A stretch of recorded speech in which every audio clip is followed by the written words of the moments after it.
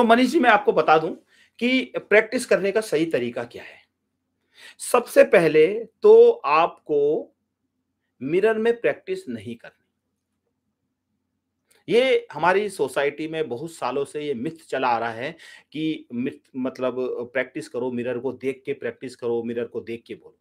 क्योंकि देखिए जब आप मिरर में प्रैक्टिस करोगे, तो आप अपने आप को चेक कैसे करोगे? तो आपको मिरर में तो प्रैक्टिस बिल्कुल भी नहीं करनी। आपको अपनी वीडियो बनानी है, जो भी कंटेंट आपने लिखा है उसकी वीडियो बनाइए। 1 बार, 2 बार, 3 बार, इतनी बार बनाइए जब तक कि आप उस कंटेंट में बोलने में सहज नहीं हो जाते। जैसे आपने देखा होगा कि जब 10th के एग्ज़ाम होते हैं या 12th के एग्ज़ाम होते हैं या कोई अच्छी चीज़ के कोई बड़े एग्ज़ाम होते हैं, उसके लिए हम क्या करते हैं? हम क्या करते हैं सैंपल पेपर लेते हैं और उस सैंपल पेपर को ऐसे बैठते हैं, जैसे कि 3 घंटे हमें बैठना है और उस 3 घंटे में हम प्रॉपर लिखते हैं और देखते हैं हमारे कितने नंबर आ रहे हैं। ऐसा होता है आप में से कितने लोगों ने ये प्रैक्टिस की है? जिन्होंने प्रॉपर सैंपल पेपर लिया है, उसमें देखें, उसके बाद चेक करवाया या ऐसा भी होता है ना 2 दोस्त बैठ जाते हैं, दोनों 3 घंटे प्रॉपर एग्ज़ाम में जैसे बैठते हैं वैसे बैठते हो, प्रॉपर एग्ज़ाम शीट लेते हो, प्रॉपर तरीके से लिखते हो, उसके बाद आपकी कॉपी वो चेक करता है, उसकी कॉपी आप चेक करते हो। ऐसा क्यों करते हैं? क्योंकि जब आप एग्जाम में जाओगे, उसकी प्रैक्टिस जो चाहिए ना, उतने 3 घंटे आपके हाथ लिख पाएँगे, नहीं लिख पाएँगे। आपकी स्पीड क्या है? हो सकता है आप जो पेन ले रहे हो, वो पेन ही खराब है। जी, अमित जी, राइट। तो मिरर में प्रैक्टिस नहीं करनी।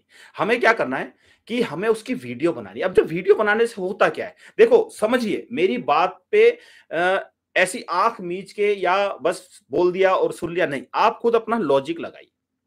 जब मैं मिरर में प्रैक्टिस करता हूँ तो जब मैं अपने कंटेंट को बोलता हूं तो मैं तो अपने बोलने पे ध्यान दिया हुआ है मैंने क्योंकि मैंने कल भी बताया था कि अगर आप अपने कंटेंट के अलावा कुछ और सोच रहे हो बैकग्राउंड में जैसे कि अभी मैं आपको बता रहा हूं पर इसी बीच मेरे दिमाग में कुछ और चीजें चल रही है बैकग्राउंड में तो क्या मैं अच्छे से बोल पाऊंगा नहीं बोल पाऊंगा तो जब आप प्रैक्टिस कर रहे होगे तो आप तो अपने कंटेंट में इतने बढ़िया तरीके से डिलीवर कर रहे होगे तो आपको तो पता ही नहीं चलेगा तो आप कैसे चेक करोगे कि आपकी बॉडी लैंग्वेज कैसे हो?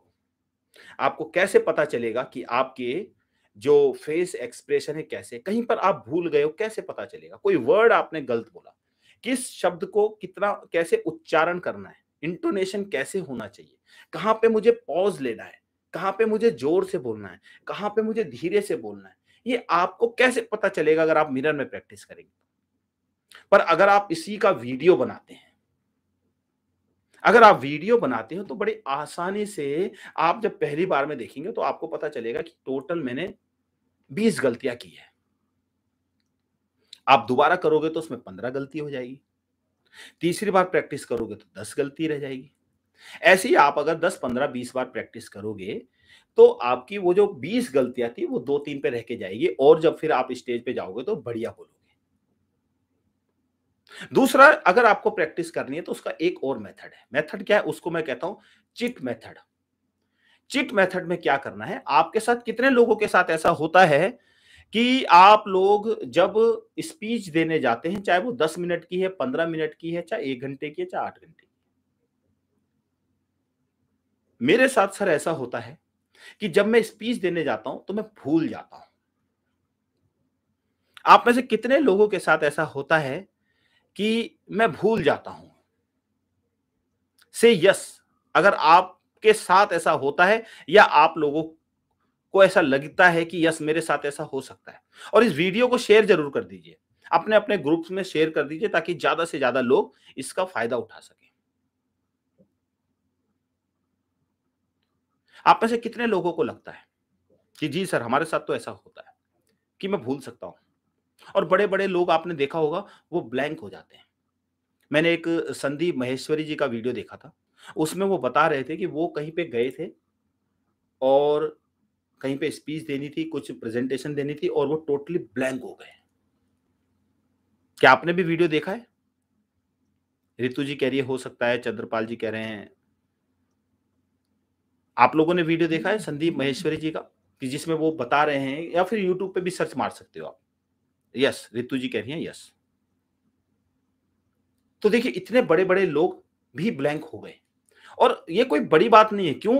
क्योंकि देखिए जब पब्लिक में जाते हैं, स्टेज पे जाते हैं तो एक अलग माहौल होता है। हमारे भूलने के चांस है, इसलिए हमें प्रैक्टिस तो प्रॉपर करनी चाहिए। रितु जी ने देखी है।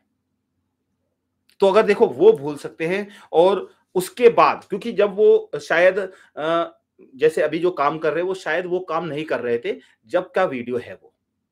और अगर वो भूल के आज इंडिया के मतलब नामचीन लोगों में उनका नाम है। तो आप सोच सकते हैं, अगर आप भी आज भूल रहे हो, तो ज़रूरी नहीं है कि बस भूल गए तो कहानी खत्म। मैंने यही बताया था कल भी कि अगर गलती होती है कोई दिक्कत नहीं है, गलती को भूल के आगे बढ़ना है। और देखिए वो आगे बढ़े और आज देखिए क्या क्या चमत्कार हुआ है, क्या ज़बरदस्त काम कर रहे हैं। पूरे यूथ को उन्होंने ऐसी शिक्षा दे रहे हैं, ऐसी चीज़ें बता रहे हैं कि अ, लोगों में वैल्यू ऐड हो रही है। तो अगर आप चाहते हैं कि ना भूलें, तो उसके लिए आपको यूज़ करना है चिट मेथड। चिट मेथड में क्या होगा, आपको 3 चिट लेनी है ए, बी, सी। अपनी जो भी स्पीच है, प्रेज़ेंटेशन है, उसको 3 पार्ट में डिवाइड कीजिए। यानी कि ए, बी, सी। मानते हैं कि 3 मिनट की स्पीच है आपकी। उसको 1 मिनट, फिर 1 से 2 मिनट, फिर 2 से 3 मिनट। अगर 15 मिनट की है, तो 1 से 10 मिनट, 5 मिनट, 10 मिनट और 15 मिनट। इस तरीके से 3 पार्ट में डिवाइड कर लीजिए। और जब आपको प्रिपेयर करें, तो हर पार्ट को अलग-अलग करें। इसको मैं कहता हूँ कंटेनर थ्योरी। आप जो है अलग-अलग पार्ट में तैयारी कीजिए। इससे होता क्या? आपके दिमाग में एक तरह का स्ट्रक्चर बनता है, जैसे आप ना एक फ्लो में याद करते हो 5 मिनट। बीच में फ्लो टूटा तो आगे का सारा भूल गए। अब आपने ब्रेक कर दिया, यानी कि आपने इधर इतना याद किया, फिर इतना याद किया, फिर इतना याद किया। अब आपको प्रैक्टिस कैसे करनी है? एक तो मिरर में प्रैक्टिस नहीं करनी, आपको वीडियो बनानी है, पहली बात। दूसरा, आपको प्रैक्टिस करनी है पहले एक पार्ट की।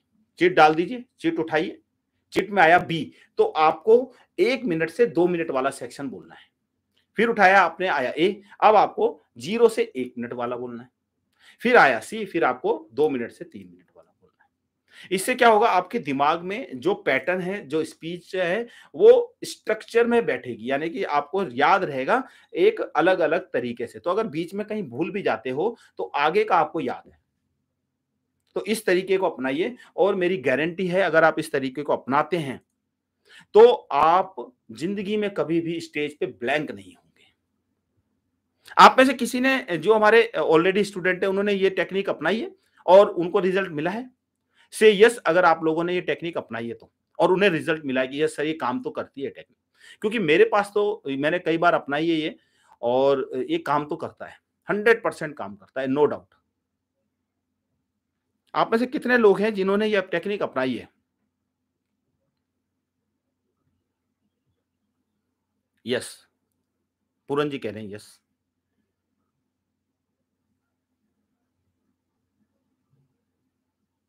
कार्तिक चौहान जी कह रहे हैं यस। चंद्रपाल जी कह रहे हैं यस। तो देखिए बहुत सारे लोगों को फ़ायदा हुआ है। अब चलते हैं नेक्स्ट पॉइंट पे।